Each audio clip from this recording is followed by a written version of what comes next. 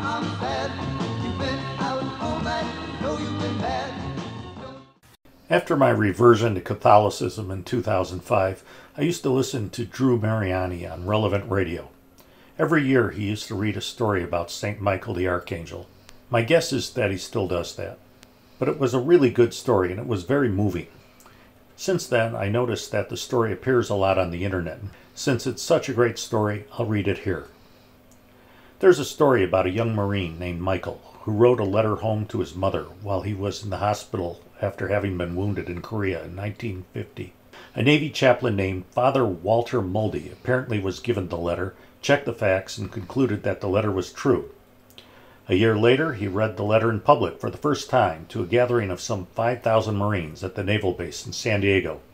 Here is the letter.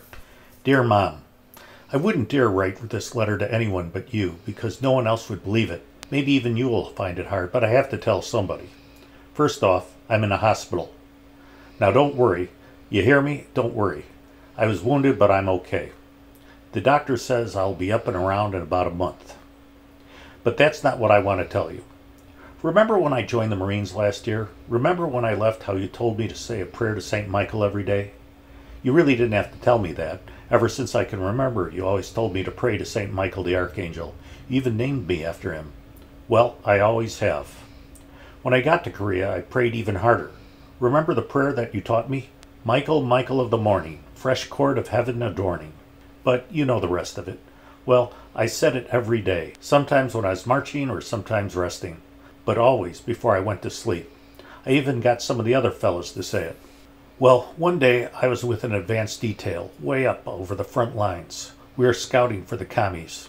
I was plodding along in the bitter cold. My breath was like cigar smoke. I thought I knew every guy in the patrol, when alongside of me comes another Marine I never met before. He was bigger than any Marine I'd ever seen. He must have been 6'4" and built in proportion. He gave me the feeling of security to have such a body near. Anyway, there we were, trudging along. The rest of the patrol spread out. Just to start the conversation, I said, "Cold, ain't it?" And then I laughed. Here I was, with a good chance of getting killed any minute, and I'm talking about the weather. My companion seemed to understand. I heard him laugh softly. I looked at him. "I've never seen you before. I thought I knew every man in the outfit." "I just joined at the last minute," he replied. "The name is Michael." "Is that so?" I said, surprised. "That's my name, too." "I know," he said, and then went on. "Michael, Michael of the morning." I was too amazed to say anything for a minute. How did he know my name? And a prayer that you had taught me? Then I smiled to myself. Every guy in the outfit knew about me. Hadn't I taught the prayer to everybody who would listen? And now and then, they even referred to me as St. Michael. Neither of us spoke for a time, and then he broke the silence. "We're going to have some trouble up ahead." He must have been in fine physical shape, or he was breathing so lightly I couldn't see his breath. Mine poured out in great clouds. There was no smile on his face now. Trouble ahead, I thought to myself. Well, the commies all around us, that's no great revelation. Snow began to fall in great thick gobs. In a brief moment, the whole countryside was blotted out, and I was marching in a white fog of sticky particles. My companion disappeared. "Michael!" I shouted in sudden alarm. I felt his hand on my arm. His voice was rich and strong. "This will stop shortly." His prophecy proved to be correct. In a few minutes, the snow stopped as abruptly as it had begun. The sun was a hard, shining disk. I looked back for the rest of the patrol, but there was no one in sight. We lost them in that heavy fall of snow. I looked ahead as we came over a little rise. Mom, my heart stopped. There were 7 of them, 7 commies in their padded pants and jackets and funny hats. Only there wasn't anything funny about them now. 7 rifles were aimed at us. "Down, Michael!" I screamed and hit the frozen earth. I heard those rifles fire almost as one. I heard the bullets. There was Michael still standing. Mom, those guys couldn't have missed, not at that range. I expected to see him literally blown to bits. But there he stood, making no effort to fire himself. He was paralyzed with fear. It happens sometimes. Mom, even to the bravest. He was like a bird fascinated by a snake. At least that's what I thought then. I jumped up to pull him down, and that's when I got mine. I felt a sudden flame in my chest. I often wondered what it felt like to be hit. Well, now I know. I remember feeling strong arms around me. arms that laid me ever so gently on a pillow of snow. I opened my eyes for one last look. I was dying. Maybe I was even dead. I remember thinking, well, this isn't so bad. Maybe I was looking into the sun. Maybe I was in shock. But it seemed I saw Michael standing erect again, only this time his face was shining with a terrible splendor. As I say, maybe it was the sun in my eyes, but he seemed to change as I watched him. He grew bigger. His arms stretched out wide. Maybe it was the snow falling again, but there was a brightness around him like the wings of an angel. In his hand was a sword. The sword that flashed with a million lights. Well, this is the last thing I remember until the rest of the fellows came up and found me.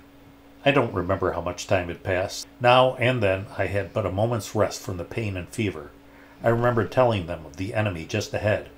"Where's Michael?" I asked. I saw them look at one another. "Where's who?" asked one. Michael, the big Marine I was walking with just before the snow squall hit us." "Kid," said the sergeant, "you weren't walking with anyone. I had my eyes on you the whole time. You were getting too far out, and I was just about to call you when you disappeared in the snow." He looked at me curiously. "How did you do it, kid?" "How did I do what?" I asked, half angry despite my wound. "This Marine named Michael and I were just—" "Son," said the sergeant kindly, "I picked out this outfit myself, and there just ain't another Michael in it. You are the only Mike in it." He paused for a minute. "Just how did you do it, kid?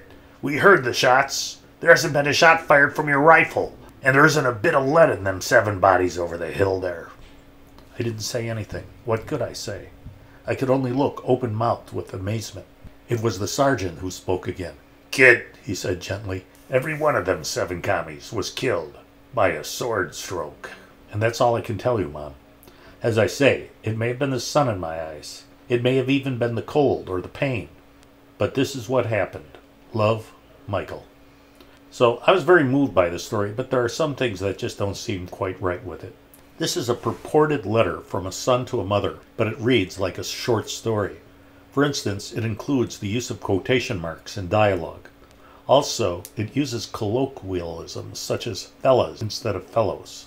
Even if a person says fellas, he'll usually write fellows. The story uses the name Father Walter Muldy.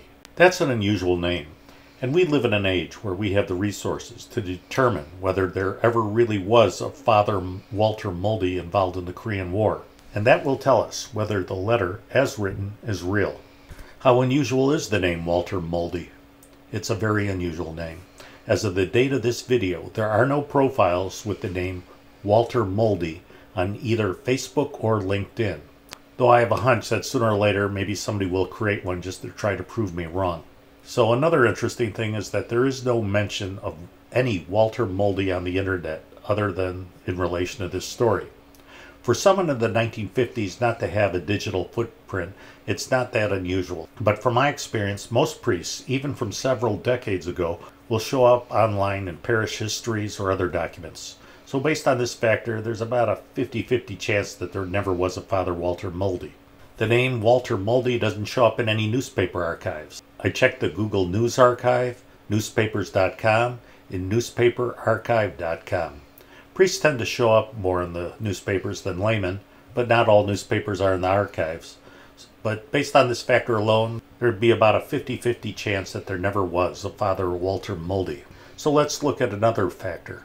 The name Walter Muldy doesn't show up in any United States Census records. He should have been in at least the 1930 and 1940 censuses. Sometimes a person is missed in one census, but it's highly unusual to be missed in multiple census records. I also checked the records at Ancestry.com. They have extremely extensive document collections and family histories. Interestingly, they have no record of anyone at any time ever having the name Walter Muldy. This by itself makes the story highly unlikely. I estimate that there's about a 98% likelihood that there never was a Father Walter Muldy, and the story, at least as it's written, is untrue. I do note, however, that the original version could possibly have misspelled the name Muldy, and that would change everything. But assuming there was no typo, it suggests that this was a hoax. So where did it come from? Even though this has the feel that it was originally featured in a newspaper article, there's no trace of it in any newspaper archives. So the birth of this seems to be relatively new, but how old is it? Jacob Weber found a link to the archives of Father Gomar DePauw's publication. It says that Father DePauw originally came across this story in 2001 and printed it later. Father DePauw was a great man, and I believe that he was the first priest in the United States to oppose the Novus Ordo Mass. Then we found a few websites that said the story had been printed in the Catholic Family News in October of 1998, and that was John Venari's publication. He also was a very great man, and I've quoted him in some of my videos. So my guess is that the St. Michael story had its origin in the mid-1990s. And there's a good chance that the person who wrote it is still alive, and I'd love to talk to him and ask him what his motivations for writing it were.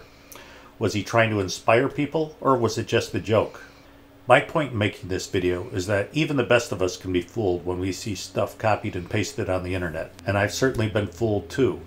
So for the next couple videos on this channel, I'll discuss a couple of things concerning the 3 Days of Darkness prophecies that have been copied and pasted from website to website, to the point that most of us just assume that they're genuine, but they're just urban legends. Well, I hope you enjoyed this video. I'll be back again within a week with another one. But in the meantime, please check out my Facebook page and my Twitter page. Every day I post additional content that you won't find on this YouTube channel.